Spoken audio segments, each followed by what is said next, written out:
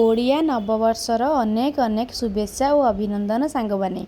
आज घरे समस्तଙ୍କର भिन्न भिन्न प्रकार पणा होतिबो। काहार बहुत सारा फलमूल पड़िकी होतिबो तो काहार एमती सादा सीधा बेलपणा होतिबो।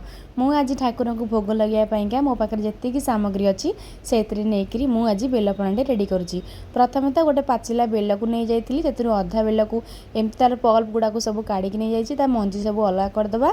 तापर नड़िया कोरा कदली आमर अदा छेचा गोलमरीच गुंड चीनी आमर ए सब पकईकि आप चाहिए गुड़ पकई पारे। गोटे बेलपणा रेडी करदे। आपड़ चाहिए डालिंब सेओ अंगूर भिन्न भिन्न प्रकार फल पकई पारे।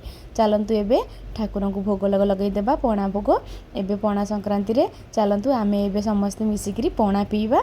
जेहेतु पणा मु ठाकुर लगे देछि ठाकुर को एबे पणा मु गोटे ग्लास नहीं जाइए पीवाई। आउ पणा संक्रांति रे पणा पीबार मजा तो किछि नियारा। आपण माने समस्ते जानिथिबे।